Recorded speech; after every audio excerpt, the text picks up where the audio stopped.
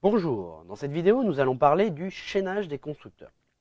Alors, pour cela nous allons utiliser comme exemple un peu d'héritage. Donc, une première classe qui sera la classe parent qui est la classe véhicule, qui possède un constructeur avec un paramètre qui est le nombre de roues, et sa classe enfant qui est la classe car, qui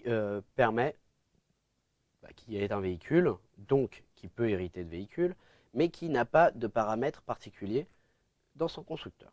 Parce qu'une voiture, grosso merdo, ça a 4 roues. Pas besoin que l'utilisateur le spécifie. Dans cette configuration-là, vous allez vous rencontrer un problème.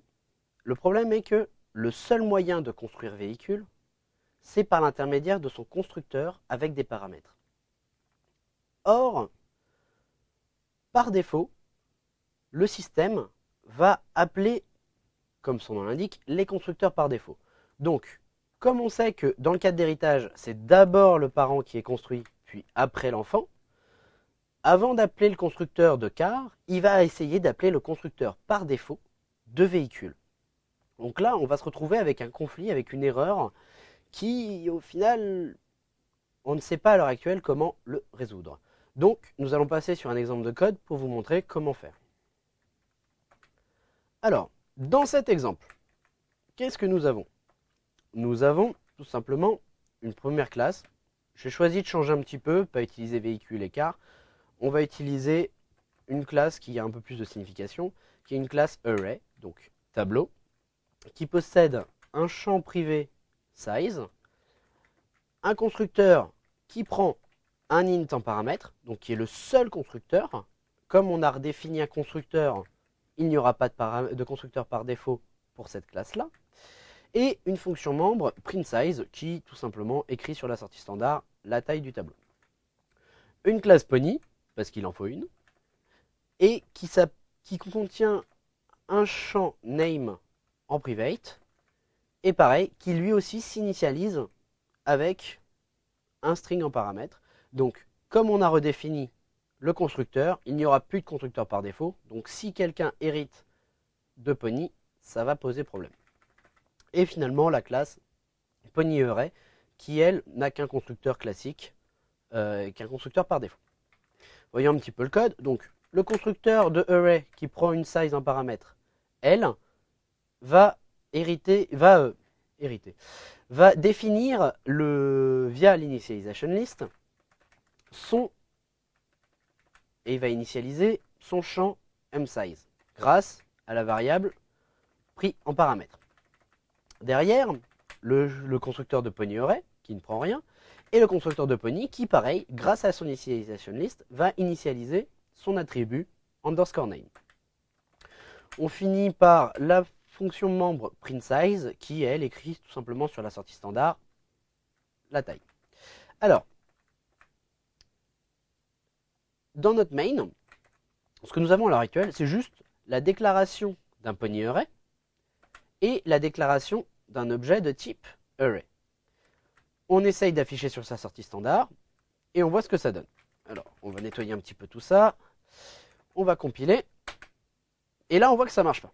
Qu'est-ce qu'il nous dit? Il nous dit no matching function for call to array. Array, ça ressemble à un constructeur par défaut. Et il me dit en dessous qu'il y a des candidats qui sont avec un int ou alors avec un const array référence, qui est en fait le constructeur par copie. Donc, en fait, ce qui se passe, c'est que comme ici je n'ai rien spécifié, il va automatiquement appeler le constructeur par défaut. Or, le seul moyen de construire array, on l'a vu, c'était en utilisant son constructeur par int, donc qui prend un int en paramètre. Donc, on va être obligé de lui, c'était un paramètre, donc à l'heure actuelle 21. Et là, si on compile et qu'on lance, ça fonctionne, on affiche bien 21. Donc ça, c'est pour bien se rendre compte que s'il y a un seul constructeur qui permet d'initialiser et qui a des paramètres, on est obligé de l'utiliser. Alors maintenant, nous allons complexifier un peu la chose. Et PonyArray, pour moi, c'est aussi un array. Donc, je suis obligé, et je vais le faire hériter, en public, de array. Et là, si j'essaye de compiler, qu'est-ce qu'il va me dire cette fois? Bim, la même erreur, mais pas à la même place. Là, il me dit que c'est ligne 8. Donc, je suis intelligent, on me dit qu'il y a une erreur ligne 8, je vais ligne 8. Et ligne 8, qu'est-ce que c'est? Ben en fait, ligne 8, c'est mon constructeur de PonyArray. Eh ben oui, comme je l'ai dit tout à l'heure, il va d'abord essayer d'appeler le constructeur par défaut du parent avant d'appeler celui de l'enfant. Et le constructeur de l'enfant. Donc là, on peut pas accéder au constructeur par défaut de array parce qu'il n'existe pas. Donc comment faire?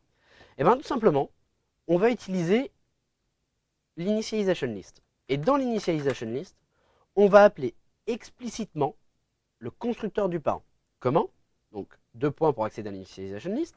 On écrit le nom du parent et tout simplement les paramètres qu'il lui faut. Donc là, avec cette syntaxe, j'appelle explicitement le constructeur du parent en lui passant en paramètre la taille.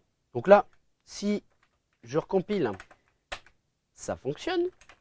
Et maintenant, si je fais en dessous p.printSize, vu que maintenant PonyArray hérite en public de array, donc on peut accéder par son biais aux fonctions membres publiques de array. Donc là, si on compile, ça fonctionne. Et si on affiche, ça affiche bien 21 et 42, ce qui montre bien que ce constructeur-là a bien été appelé avec le paramètre 42. Maintenant, problème, c'est dans le cas du multiple héritage. Alors, PonyArray, comme son nom l'indique, c'est à la fois un pony et un array. Donc, je lui fais hériter de pony. Ok? Bim, même problème. Pony, son seul constructeur, c'est avec un string. Réflexe. Pony. Chabal. Réflexe. Très bon, ça marche.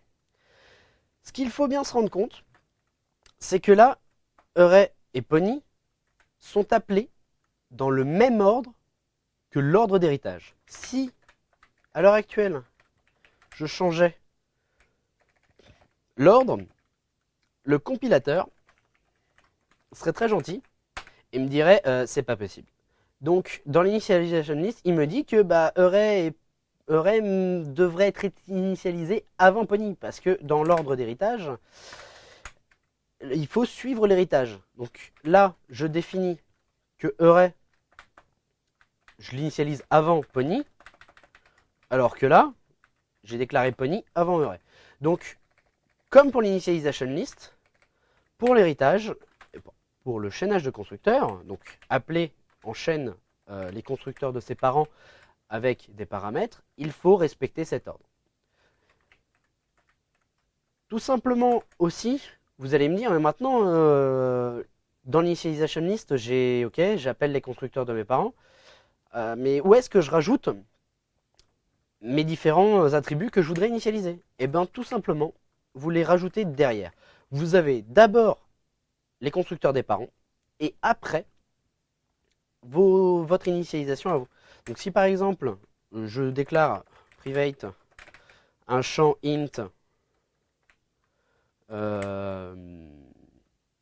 marge, qui va permettre de savoir la marge que je prends entre la taille de mon tableau et le tableau réel en mémoire.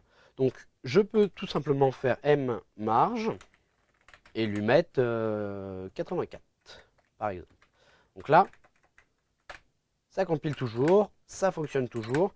Donc les champs sont à initialiser après l'appel des constructeurs par défaut, des constructeurs des parents. Pardon.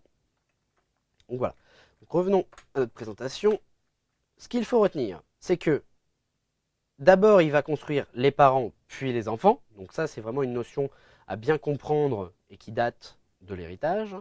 Et que il faut que les enfants initialisent les parents dans leur initialization list et que après ça initialise ses propres champs.